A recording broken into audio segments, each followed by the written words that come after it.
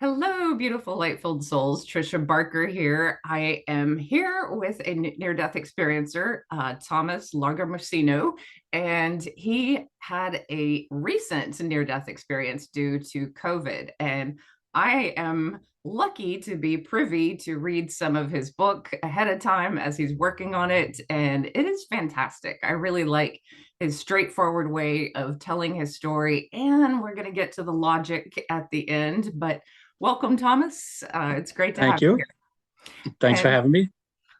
my first question is so many near death experiencers come from different backgrounds, and some are very religious, some are atheists, some are agnostic. And from what I can tell, you had a bit of a hidden spiritual life. What was your spiritual life before the NDE?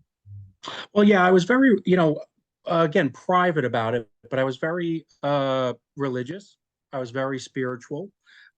I always figured there's a better way to life. And I learned a lot of the unconditional love from my mother, being brought up by her because that's all she ever had, and that's all I ever knew growing up. I mean, that's all I ever saw. So needless to say, I got beat up pretty bad after she departed. So like And when did nobody else has this unconditional love, which is unfortunate. But I had a lot of that, and I believed in a lot of that, and I studied a lot of that. Like I said, in private, I always kept it to myself.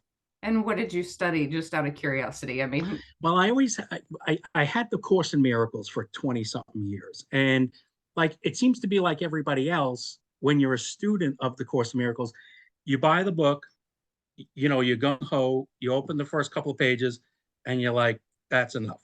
And then it goes on the shelf, and then you say, you know what, I'm going to take another crack at that. You bring it back out, and that's how it goes for over 20 years. I read my main influence was Wayne Dyer, Dr. Wayne Dyer, all of his books.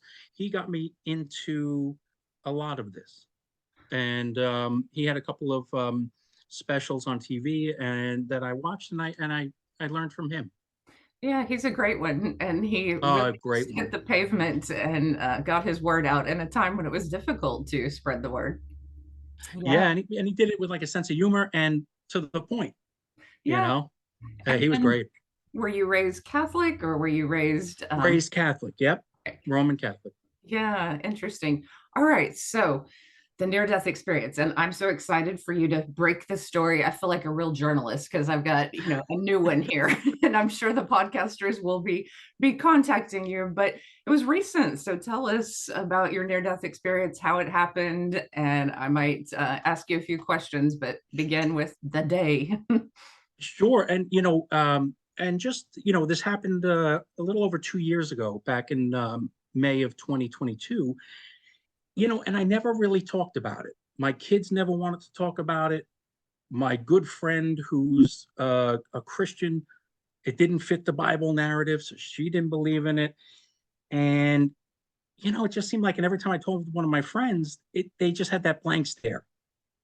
Like, and I'm wondering the whole time as I'm telling the story, if they believe me, if they're listening. I don't even know what's going on. So I never really talked about it. And then when I connected with you, was this is the first time I've ever really talked Oh, about it outside my circle. And oh, my circle never seemed too interested. So I figured it wasn't a big deal. And then I started thinking about it. And I'm like, as I started writing the book, I said, this is a big deal. This is pretty cool.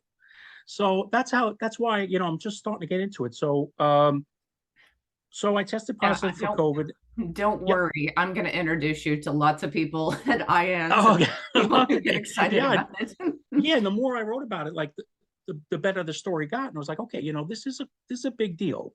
Yeah. Um, yeah. So, okay. So back in April 2022, I tested positive for COVID.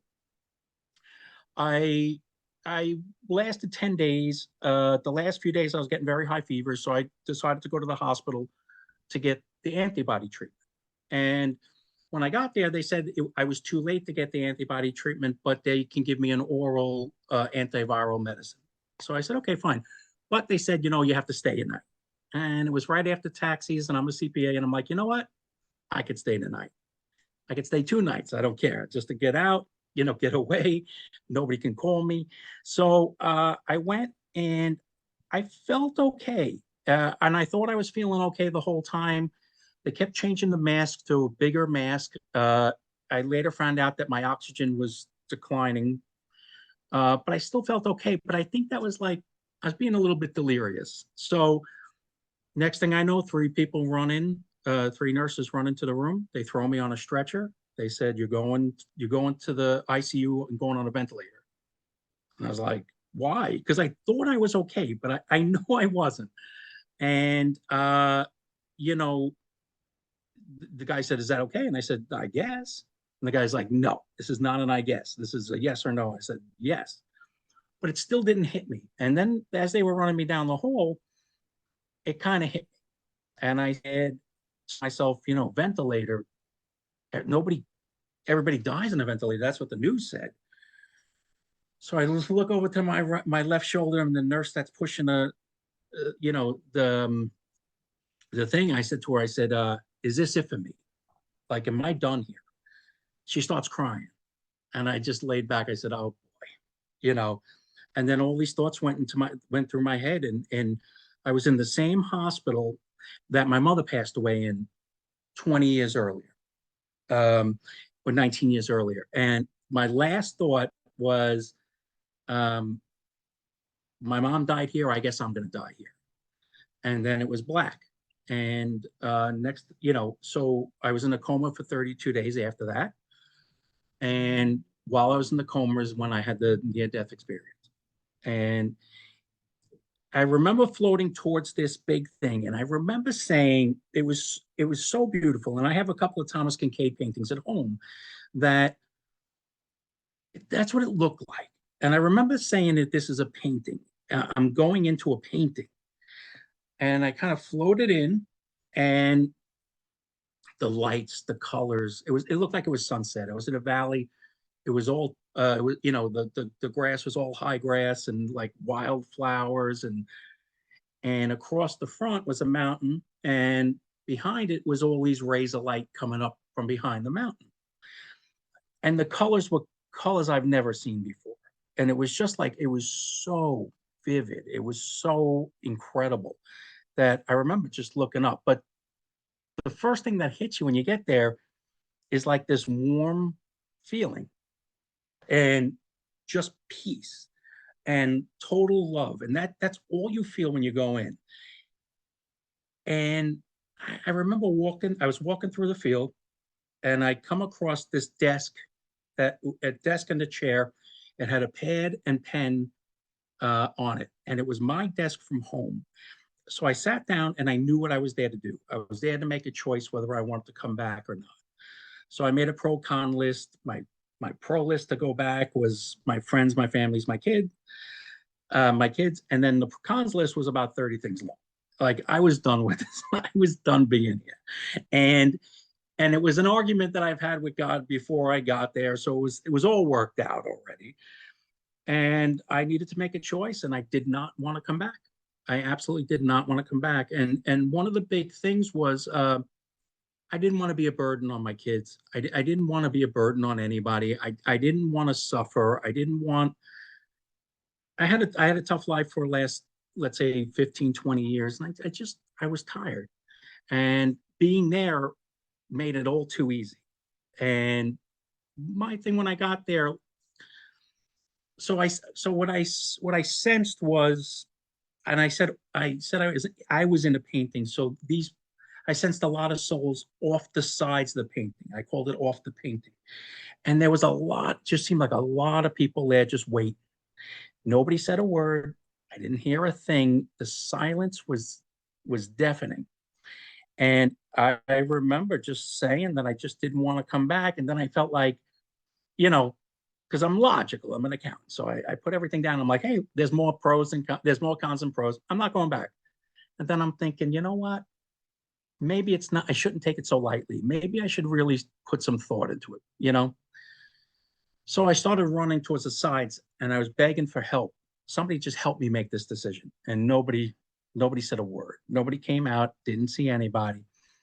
And I just started thinking about two of my friends that passed before. And I'm like, what would they do? And they would have said, I'm going back within a second. And I'm like, like, why, like, why would they want to go back? But I don't. So I got back to the desk. I looked over the list again and I said, I don't want to go back. I don't want to go back. And I said, okay, I made my decision. I want to go back. And I made a mistake. Something made me say, I want to go back.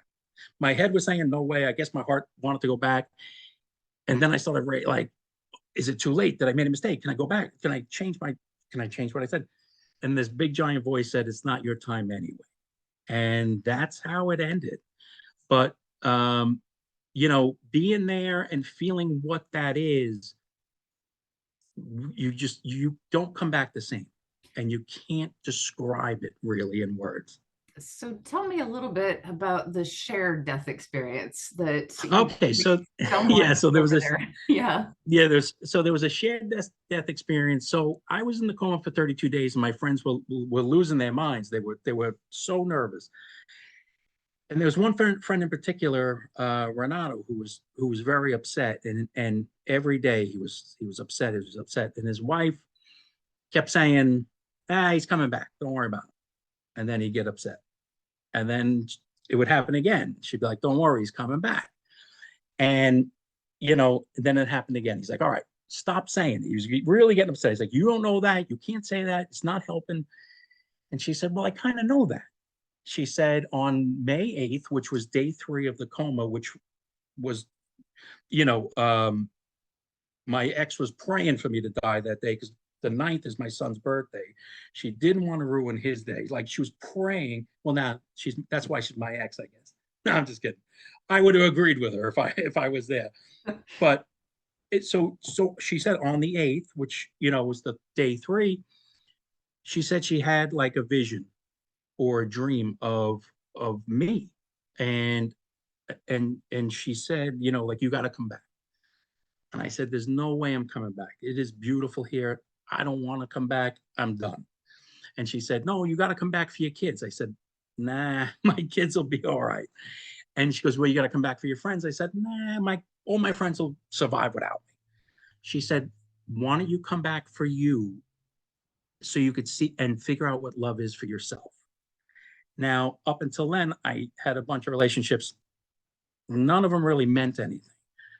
So so when she said that to me, I said to her, I said, yeah, all right, you know what? I'll come back for that. And I think that coordinated with my mistake of saying, yes, I'll come back. Because it was exactly what I was saying while I was sitting there. So she heard what I was saying. And I told her how beautiful it was there. Where else would I have been? So that was like, so I have like an eyewitness to my near-death experience. And so I'm curious, you had a lot of dreams during the coma. How could you tell the difference between dreams and coma dreams are strange? So coma dreams and the near-death experience. Well, every single coma dream that I was in, I was paralyzed. Um, every single one of them, I couldn't move at all, and you could tell that they were very wacky. The dreams were insane. I mean, I was sitting at the bottom of a pyramid at one of the pyramids, which happened to be conveniently located in the Home Depot by my house. So like it was all that kind of crazy stuff. But in every one, I couldn't move. I was paralyzed in every one. And that near-death experience was something totally different. I felt it. I was there. I was present. I was able to run. I was able to walk. I was like 18 again, and I felt fantastic. And that's why I was like, this is great, and like I said, that love that you get while you're there, it's unmistakable. How did you know It's you were incredible. 18? Did you just feel your body like, Yeah, yeah, I yeah, felt yeah, my yeah. body I mean, break down? I played baseball for most of my life, and I felt like that again. Yeah, I felt just like I health. felt great. Yeah, oh yeah, I felt great. In my Absolutely great. experience, I became a child when I met my grandfather because that was my purity. But everyone picks an age, depending, usually if you're older, you pick 18 to 35, that's kind Oh of yeah, sweet spot, you know? Yeah. But but yeah, when I talk to people on the other side, they're generally 15 to 40. I don't see, you know, there's every once in a while someone who had a really traumatic life will go back to childhood, but Right. yeah. Right. So tell me a little bit about your family's reaction. So you came out, how were you when you came out of the coma? Like, did you realize immediately you had an NDE, or what, how did that evolve? Yeah. So when I first came out, I thought I was still in the hospital just for a couple of days. My ex had brought my two kids up, and at that point they were allowed in the room because I finally tested negative for COVID. I was testing positive the entire time I was there, so they nobody could come in the room or anything else. And when she came in, um, I said to her, I said, you know, I'm here 3 days. If these people aren't going to do anything for me, get me out of here. And I mean, I had to have known that I was paralyzed, because just from atrophy and I have a bunch of nerve damage and things like that. Um, I had to have known, but I remember telling the nurses, I'm like, well, I walked in here, I'm walking out. Like, you're not going to stop me. And every day I tried to break out, but I couldn't move. I remember the bed had the rails, and down by my feet there was an opening. And I told the nurse, I said, you know what? I said, it's not very comfortable. Can we switch? Can I put my head down by where my feet are? I guess I planned on just falling out of the bed. I don't know, but I really thought that was my way out. But I couldn't move, and then I would always tell her, I'm like, I'd always tell the nurse, like, my son's home from college. He's going back for a couple of days. Let me just go home real quick, and I'll be right back. They never bought it. Even when I first woke up, I said to the nurse, I said, I got to go home for a little bit. And she's like, you're not going anywhere, So And I was just like, yeah. so when did you remember the near death experience? When did Oh, that, right away, like right away, I remember the voice saying, it's not your time anyway. And then it was the anyway that I was like, what does that even mean? Like, anyway, not my time anyway. Wouldn't you just say it's not my time anyway?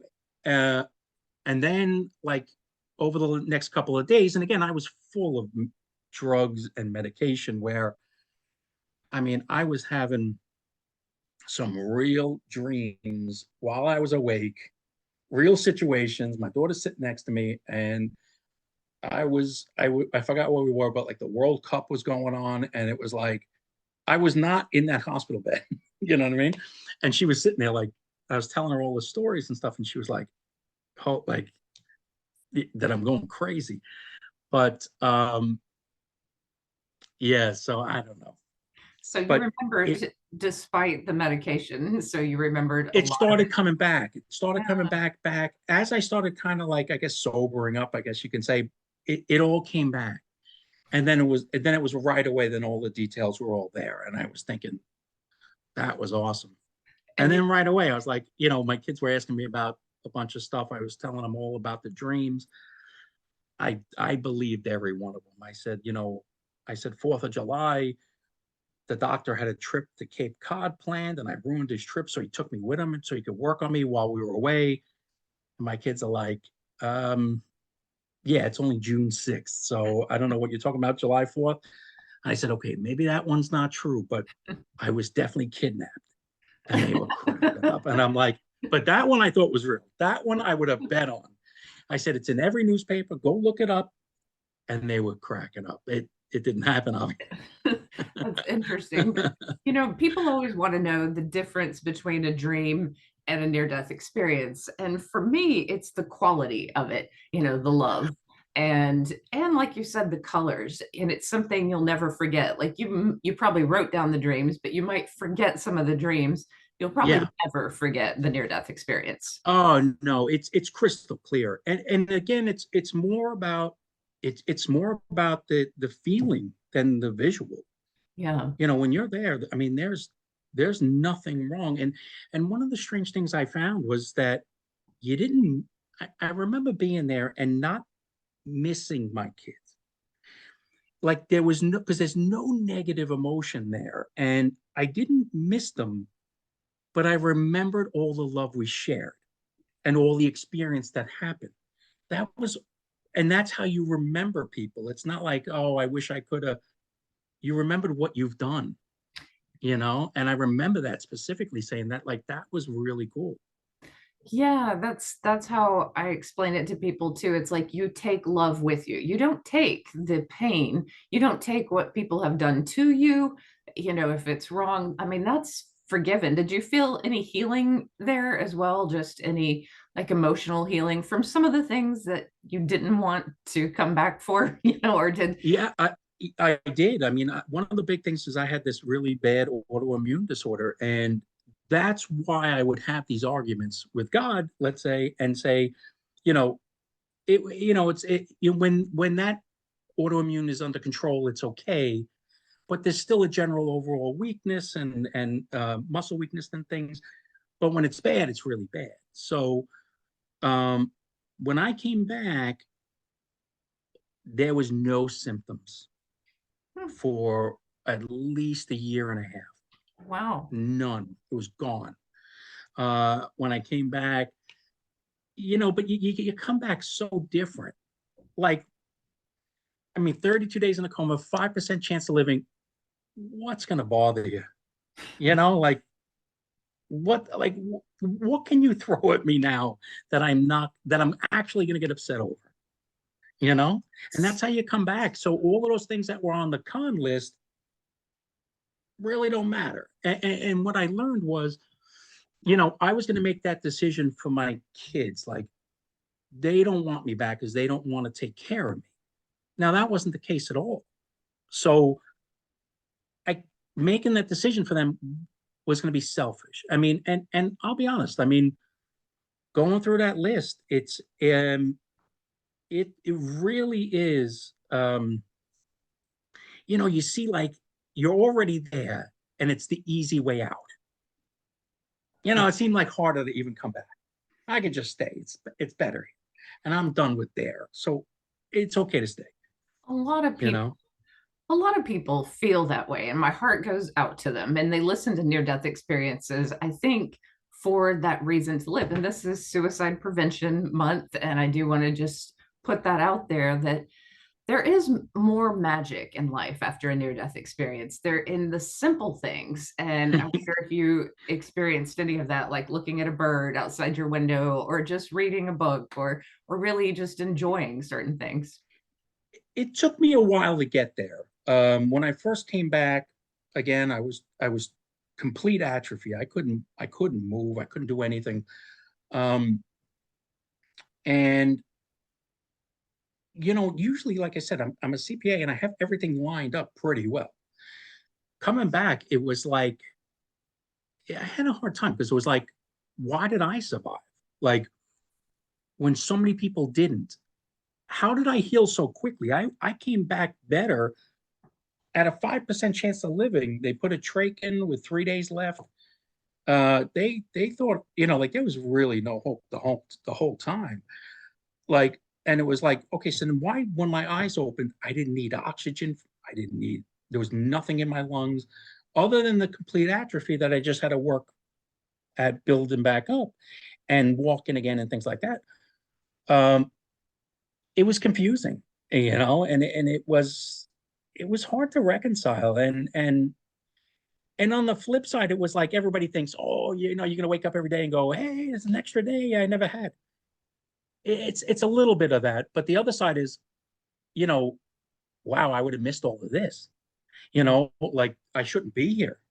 And you had it was it was a good thing that I was in rehab and I had all that time alone to work this out. Because if I came back home right away or whatever, I probably wouldn't have had the time to work it out. So it wasn't easy. It wasn't. I had, like, that was it was a little bit of a tough time to figure it out. Yeah. But at the same time, I was completely lucky, and I knew that. And Yeah. every time I tried to, like, feel sad for myself, I keep saying I had it the easy way. I worried about this thing for about 2 minutes, on the way down to the ICU, and I was gone for 32 days. It was everybody around me that had to worry about everything. And I didn't worry about a thing. I woke up and I was fine. I had it easy. I had it easy. And compared to everybody else. So whenever I felt bad for myself, I just thought of my kids looking at me. They were allowed to look at me through the window 15 minutes every day, because they weren't allowed in the room. I, I kind of went through that a little bit with my mom. It was a couple of weeks. She had pancreatic cancer, and at the end, she fell into a coma with 2 weeks left. So I mean, I kind of went through it myself, but you know, I just kept thinking about the kids. Every time I tried to feel bad, I thought about them looking at me. And I have a picture of me with a tube in every direction, like, and that's pretty tough of them to go through that. So then every time I feel bad, I'd say, yeah, but they had it way worse. And I snap myself out of it every time.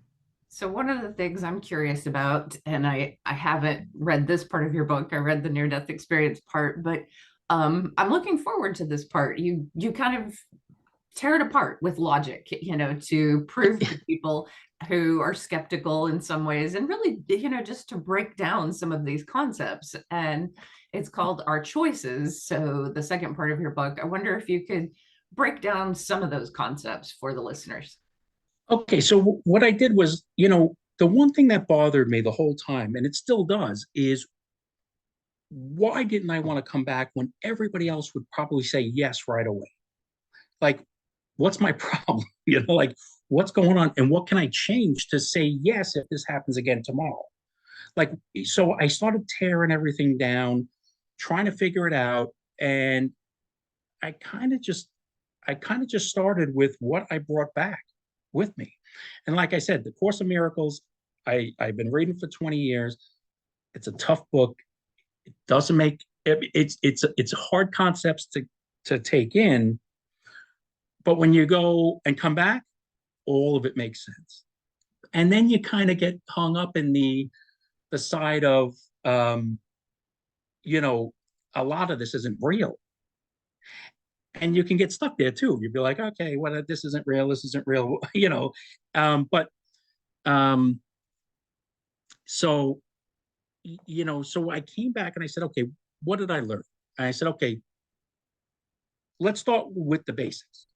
When I went there, so whatever survived that near death has to be real, right? Because that's what continued. What was up there? I was a soul. Okay, so then the logic proof is we are our souls. Second was, okay, I said this, I proved that we're our souls. And then the second part is, what was the only emotion up there? Love. That's it.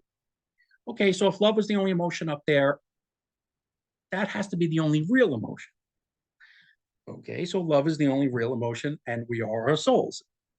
And you can kind of link them if you want and say, you know, that they're the same thing. So then you start thinking, okay, well, where's the negative emotions, right? Well, when I was up there, I didn't know where my body was, nor did I care. I wasn't thinking about where I needed to be, what I needed to do, what was my to-do list, and all of this. And, you know, the soul was the only real thing. So then I started piecing it together and I said, okay, well, if love survives and nothing else does, well, then all the negative emotions have to be tied to the body in some way. So, and as I went through this logic proof, I kind of just realized that, you know, we're living two lives at once. I took the assumption that we came from heaven as a soul, and that's where we go back. Okay, so but the whole time since we feel love here, our soul is here with us.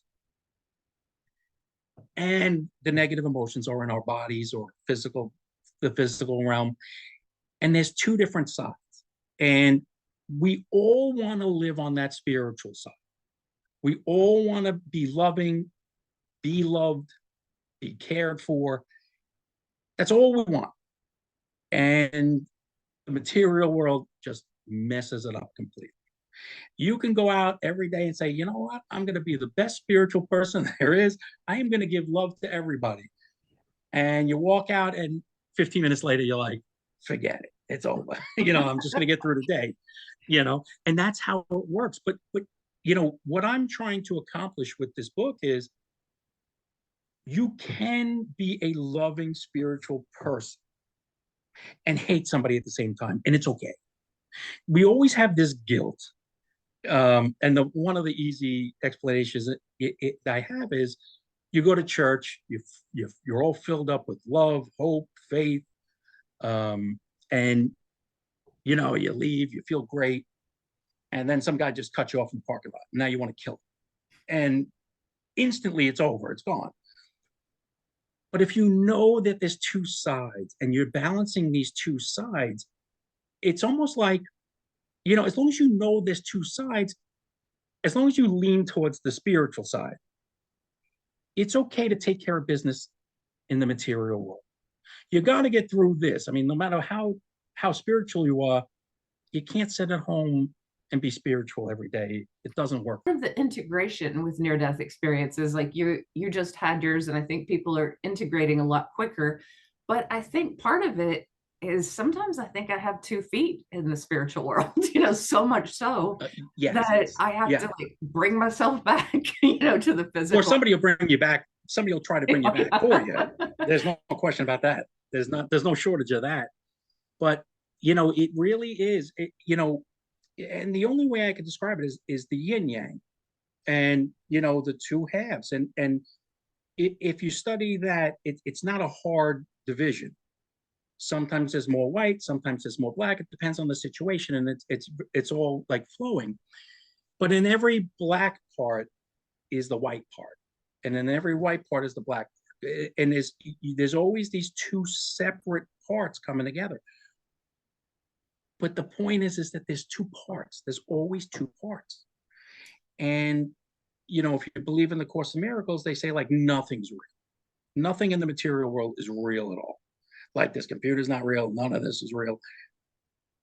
And sometimes you can even get stuck in that and say, you know what, like something bad has happened. You're like, nah, it's not real. And you put your head in the sand, and then it bites you. It bites you after. But it is. I mean, and that's the hard part. It is to, is to balance that. And I had a friend that we are no longer talking, but I saw him, and I was friends with him for a long time, and I saw him as, I love this guy. There's no question. I just don't like him. And you can do that. You can be that and say, okay, you're not doing anything for me here. Let's not talk. But I still love you. I still see the good in them. And it's just, it helps me at least get by some certain things. Yeah, and that knowing probably helps. And I've talked to shamans, and I've talked to so many different people who really do dispel that myth that we have to be all love and light. And I'll give you an example of this. Like, I don't want to drink alcohol. So if I'm triggered by someone who is behaving out of their trauma and drinking alcoholically and crying and like, I'm not going to be around that person, no matter who they are, like, because it's too triggering, but there are some people who are drinking normally, and I can go, to concerts and enjoy them. And, it's not like I'm drawing a hard line, but then some people will go, oh, she hates me, or she's egotistical. And it's not that at all. It's just I'm taking care of myself, and I think that's what we learn is, well, we're in a body, and we have to take care of the body. We have to take care of our emotions. We have to take care of ourselves. And we don't have to unconditionally let anyone into our life. Like, you don't unconditionally put up with things. You can love unconditionally from afar. Yeah, and that's right. And like, you can love somebody and not like them. And the same thing, and it doesn't ruin that spirituality.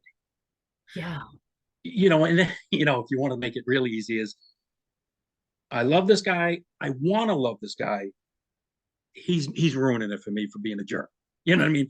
Push it back on him. It's his problem. It's not my problem. I want to be good to him. But it is hard. I mean, like, and coming back, I mean, relationships in general, they're hard. Friends, romantic, whatever, because you see things so different. And it's almost like, I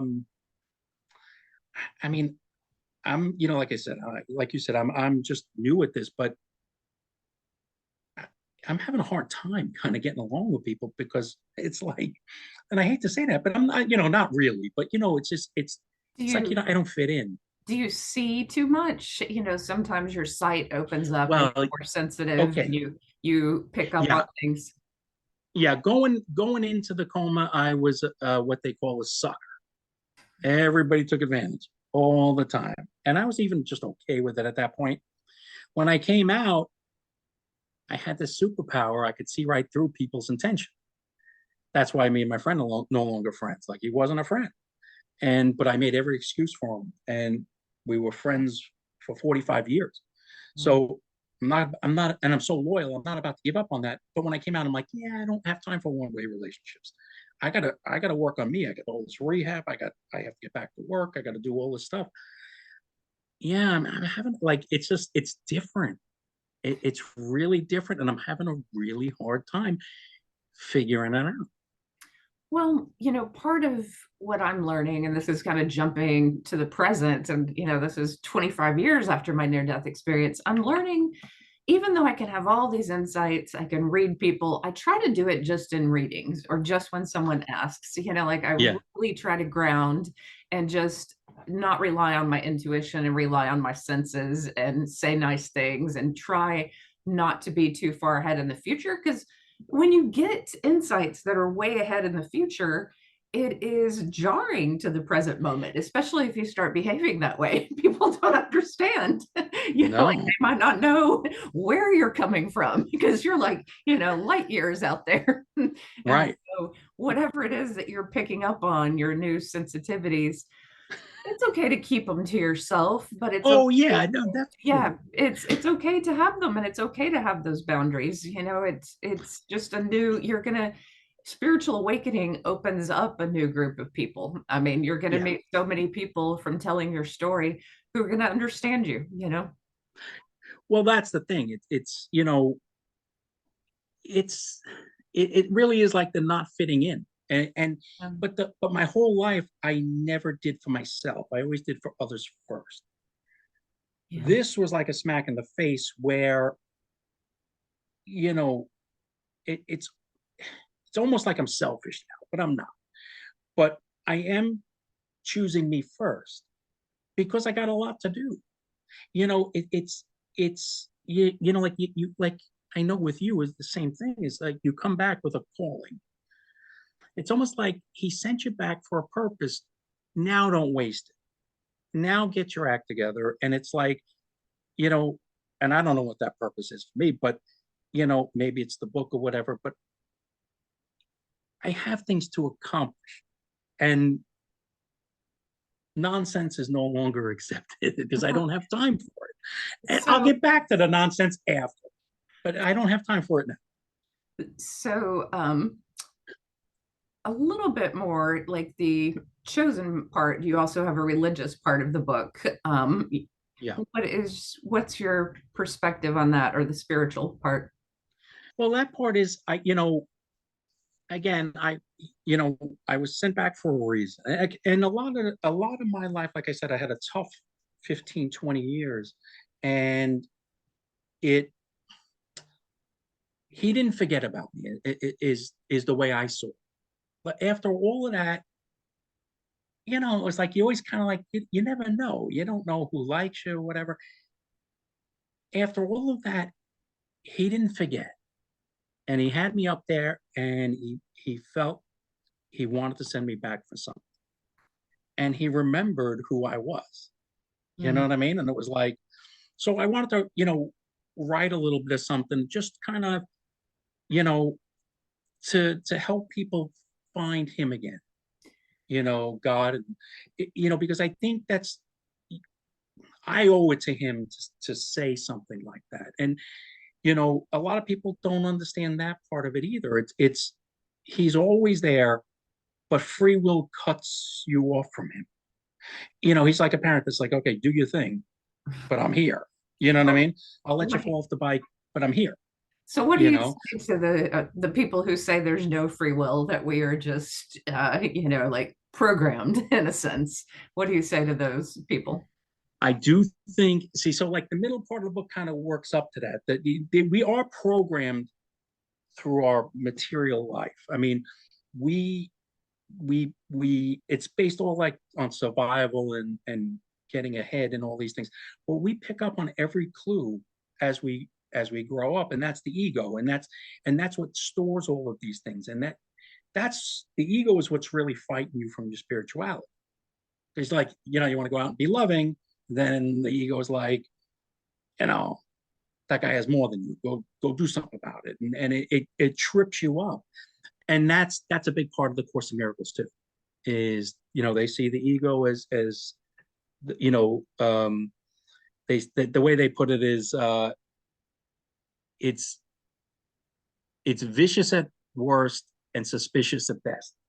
And it's like your own little enemy working inside you. And that's how they put it. It's like, and it's as smart as you, it's as cunning as you, and it knows your every move. So it's like, it's right there. And then, so if you get like a text or an email that you want to, send something back angry, that's the ego. The ego is faster than your spiritual side. So it'll go back and want to respond, to defend itself and attack. And the spiritual side wants nothing to do. So that's why when you have an angry text or email, don't send it right away, Oh because yeah, then you'll there's a lot rethink it.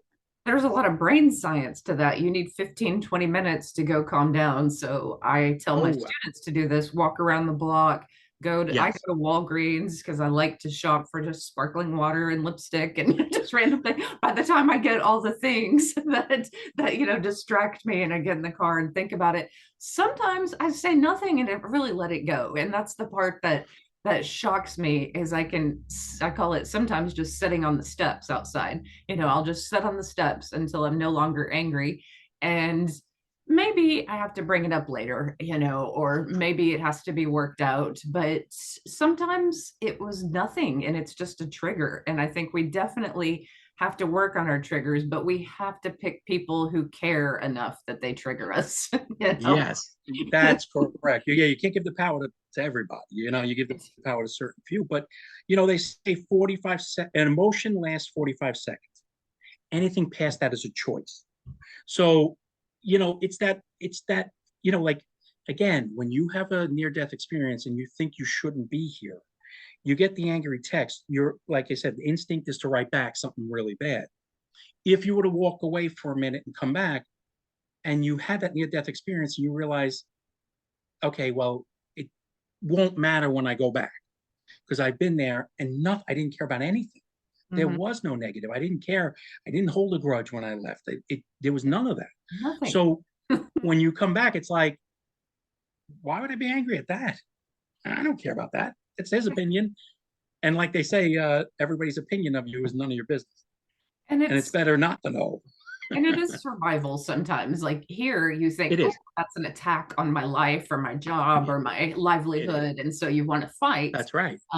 But really, I think people do know the truth. I think we're so much more intuitive than we give ourselves credit for. And that's what I put forward, is that we are intuitive beings. And a lot of people will not say what they know, but there's a knowing. See, and that's the thing. And that's the reason why I was so private about it my whole life, is because, like, and now I'm a little bit more public about it. And you just don't know how people react.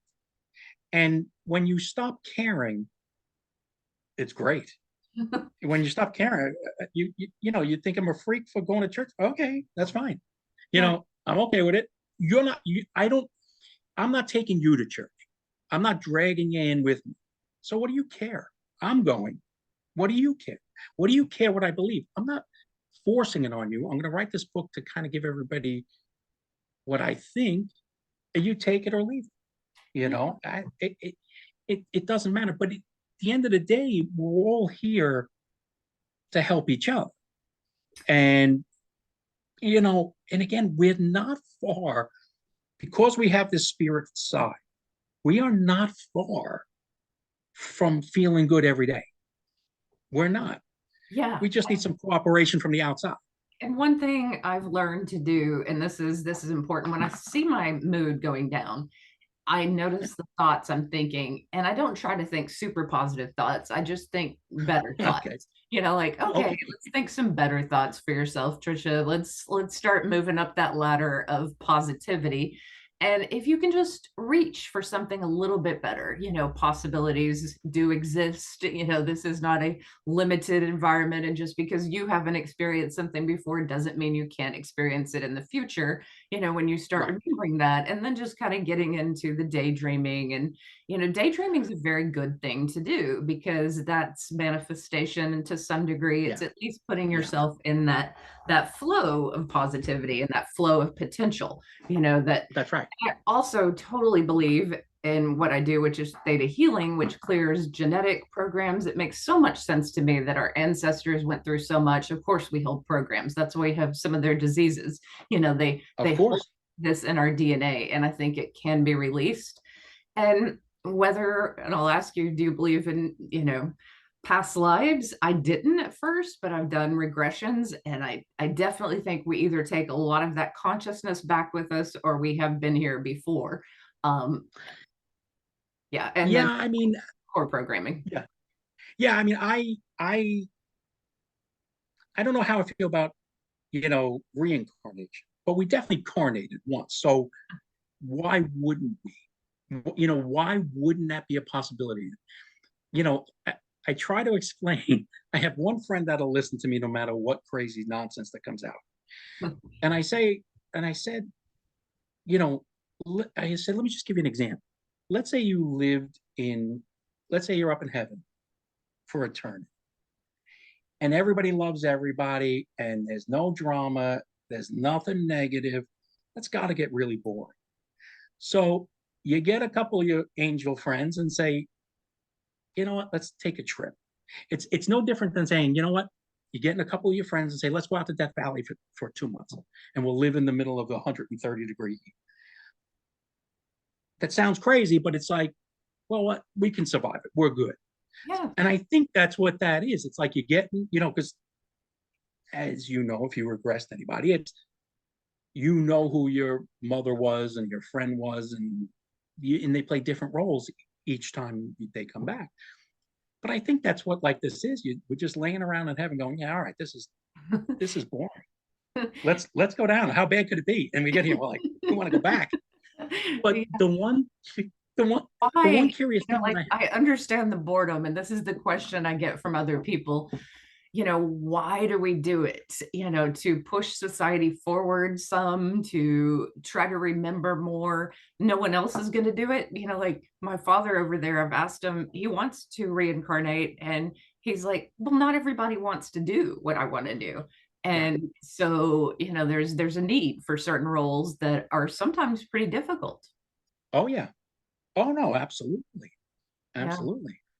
And But time is so like quick there. Like I feel like it's more like a roller coaster. Like we decide oh, to come back, and it's it's so fast because you not oh missing yeah. kids. I was like, oh, I'll see my family like that. Like they'll be here. Oh, that's, oh no, when you're there, it's yeah, there's no time at all. And it's, you are there. But yeah, I like the 2 month camping trip in Death Valley. That's what I think life is. And and I got so many more crazy ideas I have to do more research on, but it is like, it's almost like a game. You come back, and you know it's like your whole purpose is to find your way back. Mhm. you know Thrown in, to the pit of all of this, and you got to work your way back. But there's definitely, and the crazy part is we all know the answer. We all know the right answer. We come back and somehow our memories are erased because that's too easy. Having a near death experience is bringing, now you see the path of where you're going. And it's no different than, and I read it somewhere a long time ago, is if you want to live a better life, write your own obituary or eulogy Mhm. and hang it somewhere and read it every day. Because if you want to, die and people saying you're a good person, you were generous and all this. You got to live that way for somebody else to say it about you. So Yeah. like when you have the ending, you can work your way back and set up little goals and make sure you're going on that path. And Near death experience is the same thing. Okay, well, when we get there, well, we all know where we're going now, and it's like, you know, you want to live a little bit better life to get there a little bit easier. And think about it this way. I've made so many videos at this point, and people have emailed me and said, "Hey, I got sober because I watched your video," or "Hey, like I had an awakening," or one woman, she was in hospice and she called me and didn't have kids, and she's like, "Look, I want you to be my daughter for a couple of weeks and just teach me how to have out of body experiences." She started having them and then she transitioned, and I'm like, "Wow, I did this over the phone with someone. Like, I get to meet all these people in heaven. Right, You will right. get to meet, some people will email you, some people never will. You'll get to meet all the people whose story just touched them on that day and they needed it." Yeah, oh yeah. No, for sure. And that's how I found you, was your story was exactly like mine. In that, in where you were and everything else. Um, and like I said, I never talked about it. And when I said, okay, and I don't, it's not an embarrassment thing. It's just like, I don't think anybody wants to hear it. But then you realize that a lot of people want, and then there are a lot of people that want to hear it. But, and that's why I kind of wanted to move forward with this. And one of the big things, um, you know, you want to, and you had said it in your book too, is the Christians dismiss things because it's not word for word in the Bible. And it's like, okay, that never happened because the Bible didn't say it was exactly the way you had it. And one of my big things, the things I'm having trouble with now is my daughter. She's gay. And I could see her like torturing herself with certain things. Mm. And, the Bible says that she's not going to heaven. She's gay. Where I was, there's no way that guy is making any judgment on anybody on anything. But, the Christians go right back to the Bible and say, hey, no way, it's off. And I'm trying to figure out a way to help her take it easy. And it's okay. There are some churches that are open They're open. to They'll accept them, but they'll still say she's not going to heaven. yeah, and I don't believe that either. Like I'm a little different in that I had some logical problems with the Bible. It was like, didn't you think that this was written to control people at a certain time, and that we're looking at a very ancient text, and that the energy of God and the energy of Jesus is going to be different? And certain parts of the Bible are sexist, and certain parts of the Bible are just cruel, and that's not even moral or ethical. So there's problems that I have with how it's written down. What I don't have a problem with is everything Jesus said. So when you look at, and you can verify it, like the book of Q is one that I really love, where you compare what all the disciples said of Jesus. And that message is pretty clear and pretty close to what we experience in near death experiences, which is love your neighbor as yourself, turn the other cheek, reach out to others. And Jesus did not care for religious people. Like, he was with the common people. Just take a spiritual path. You don't have to be religious. Like, you can connect to God outside of the Bible. You can connect to Jesus outside of the Bible. It's possible. And I know that's like shock. It took a long time for me in the South to Yeah. even get to that point. But someone wished Oh, me, in the South, for sure. yeah, someone wished me happy Easter, and I was like, "Oh, I'm spiritual, not religious." And people are like, "Oh my God," and But people will flat out tell me I'm going to hell, and I just laugh because I know God and I know that love. It infuses me every day. It's a reality. yeah, Jesus is a reality to me. And I love Catholicism because I connect with the angels and the saints, and so many people out there who I yeah, feel. And that's the yeah. part of Catholicism I love, is the holy sites, the churches, the angels, that I connect with. Absolutely. And, see, the way I look at it, and I have a very crazy theory, which I'm still working out, but I do believe 1,000,000% in the New Testament. That's all Jesus. And he was basically the perfect person. He basically was a guy walking around with no ego, and he was just all spiritual. And, at a time where everybody, he started a new religion. I mean, this religion was 12 people at one point and grew, but like his acts, the way what he said, and that's somebody you follow. And most of the other religions all recognize him as the way to heaven, and I believe in that a lot, Yeah. wholeheartedly. Now, the Old Testament, okay, I'll go into the little bit of craziness here. Oh The yeah. way I see the way I see the Old Testament is because it doesn't make sense to me. Okay, so in my logic proof is, you know, only love exists. Love does not have a counterpoint. There is no opposite to love because love is just all inclusive and there is no opposite. So, having said that, you work your way down, and we're souls. And when you get there, we're one with God. Okay. There's no way he's flooding out the earth, killing people. That guy. You ask any, pastor, priest, or anything, they'll say, "Oh, he changed." It's it's impossible that he changed.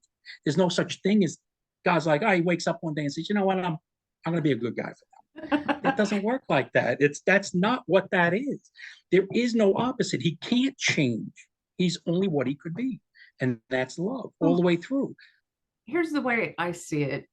And there are people who have love coming through them, and maybe they've Yeah, never been introduced to any religion, but they have chosen love. Maybe they're one of the few people who live in an indigenous tribe, but they are loving. Then they're in line with that energy of God. right, And no right. matter what religion you are, say you're a Buddhist monk and you're very loving, you're great. Say you're a priest and you're very loving, great. But we all know there are priests who abuse kids, and we all know that there are monks who are materialistic and just sitting, thumbing through their phones in the temple. There's not Absolutely. always a good priest or a good monk. We're judged at the heart level by God. Do Yes. you harm others? It's that simple. Did you harm them? Yes or no? Yeah. And were you as loving as you could be?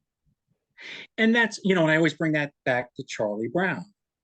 The kid's intention was always good, but nobody saw it that way for 45 minutes of the episode. It wasn't until the last minute they all came around and liked him again. But he messed it up. He messed things up. But his intentions were always good. And one of life's biggest, problems is we base ourselves in our intention because we know what we were thinking. The outside world bases us on our actions. So our intentions could be great, but you're gonna pick it up wrong and think like Charlie Brown getting that bad tree, that you're gonna see me as something else. But my intention was good, and then I'm just totally confused. But that's our big disconnect. You know, that's the hard part about the communication is you're gonna just believe what you're only gonna believe what you see because you don't know what thought went into it. Yeah. And that's where people get really upset.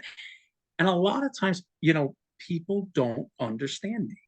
And it's weird. It's like I don't understand. Like I am so straightforward and I don't know. But that's just the way it works, Well, you know? a lot of people wear masks and a lot of people play games. And so when you're straightforward, they're thinking, what mask is that? What are you up to? Yeah, absolutely. Absolutely. I'm from New York. Me and my kids went down to a Washington Nationals game. And the three of us are online. We're going to buy tickets to go to the game. And some guy came over. He's like, "What are you buying tickets?" I'm like, "Yeah." He said, "No, I have 3 extra box seats that I'm not going to use. Just take them." And I said, "Let me give you money." He's like, "No, no, just take them. Enjoy yourself. No big deal." I sat outside for 15 minutes trying to figure out I'm like, "All right, the tickets aren't going to work. Then we'll just go buy tickets." Well, they worked and we get in. And we're walking around the stadium going like, what's the play here? Like, I was so skeptical. Okay, what's the scam? But we're already in. There's no scam. And then it turns out the guy sitting in front of me, in front of us, the game. He just wanted us to have the tickets. Oh, But it's like this. It's this. Especially being from New York, it's like, okay, what are you up to? And I see that. And the nicer you are, the more you're going to get that. And almost like the more you live on the spiritual side, the less you fit in. And people want to take advantage of you because they think you're too nice. yeah. And that's that balance. It really is. But you can always, you know the Course in Miracles says a miracle is seeing somebody a different way. Hmm. All you have to do is just see somebody a different way. They come in acting like a jerk, and your mindset should automatically go to, okay, I know he's not a jerk, he's a great guy, uh he's just going through something, and you let it go. Yeah, you see the light in someone no matter what Yes, they're doing, like that's what it's. Yeah. the love, the soul truth. And there's this ancient Hawaiian prayer that's basically, you break it down to, I'm sorry, please forgive me, thank you, I love you. And you say that over and over until it releases. Right. And a lot of times you're saying it to yourself for having endured, the actions of another person, maybe for Right. too long or at all. Right. Right. And sometimes you're saying it to them for your actions, and it's a mix of things, but it releases you from really the mental illness of hating one another. And that what I see right now in society is a lot of mental illness. Isolation has made us horrible to one another. And I don't know if we'll end with this. I don't know if you have any words of wisdom about the division in society. I believe it will change in about 20 years, probably 5, 10 years. It will be massively changing, but it'll take time for it to work through the system. I look at my students, you probably look at your kids, and know they're going to be different, that it's not going to be as much of a fighting, that there will be more enlightenment.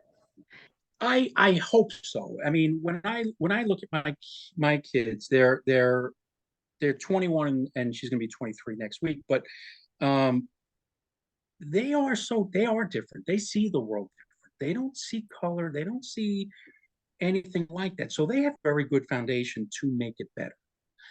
I do believe in a collective thought process. I do think we all share a big group of thoughts, and I think they're very negative. um I think we don't need to change everybody. I do think if we change enough, and it doesn't even have to be a majority, I don't think, if we can change the collective thoughts to positive, life would be much easier. Yeah. And we have 60,000 thoughts per day. Right now, 45,000 of them are negative. And you got to work your way through that. And I believe most of those are collective impressions or thoughts, where if we can change that and get 30,000 thoughts per day positive, or 25 or 20, 15, it makes it a lot easier, And you know? one thing I did that changed my life is at a moment when I realized I was having too many negative thoughts. So I had a couple of days off, and I put 2 jars, a lot of white rocks and black rocks. Every time I thought a negative thought, I'd put a black rock in it. The blacks were filling up, and it was like too many negative thoughts. And so I literally like reprogrammed myself. And all day I would just force myself. I'm cleaning the floor. Okay, I'm cleaning it like it's a temple. I'm instead of going, I hate housework, I'm making this beautiful and spiritual. I'm giving myself a good foundation in life. Like everything you do, you add a positive thought to it, and it becomes different. It literally transforms, the holiness of the moment. And so I think people can work with themselves a lot more. And I think we kind of give up, or people give up sometimes, but you can, and it's challenging, but you can work with yourself. I was going to say, it's way easier to just give up. It's way easier to just, fall into bad habits, but, when I was writing the book, I would go to the library and put my noise canceling headphones on. And I'm telling you, I sit there, and you just get bombarded.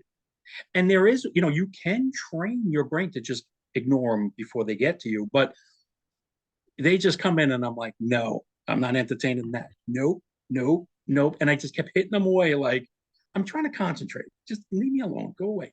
But there are, one of the things I'm really trying to figure out is, so your ego talks to you. It gives you ideas. It puts some thoughts into your brain for action.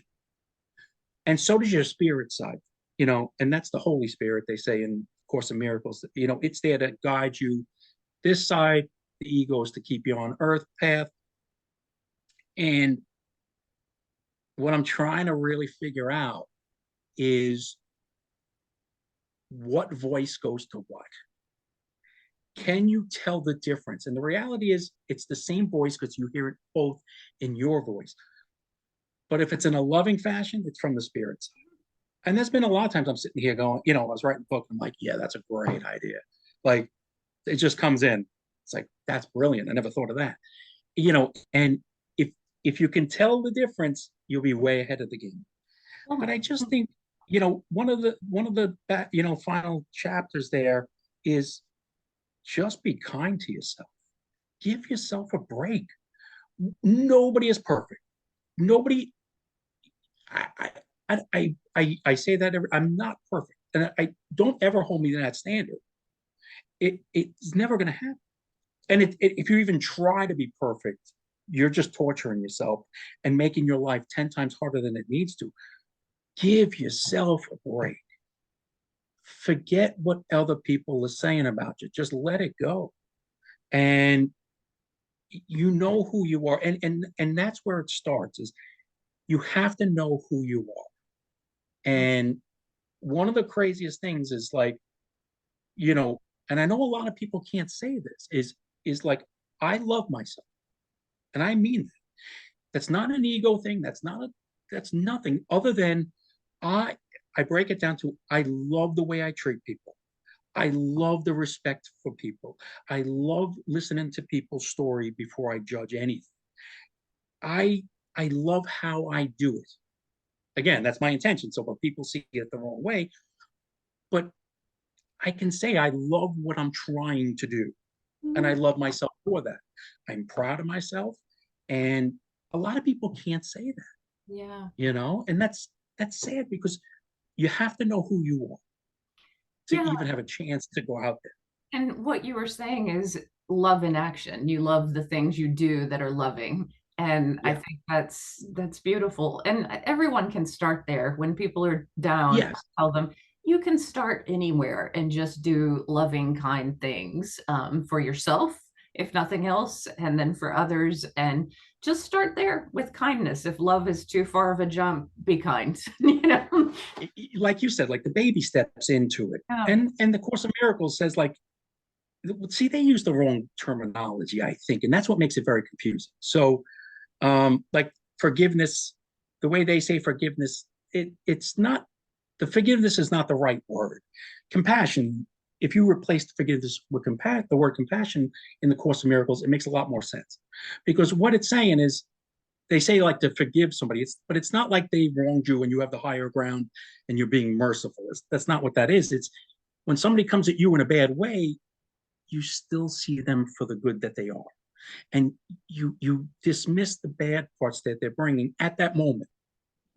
And if you can separate the two, so that sounds more like compassion to me. It's like, okay, just love everybody, always see the good in everybody. I did that for many years and I got burnt completely, but everybody is inherently good.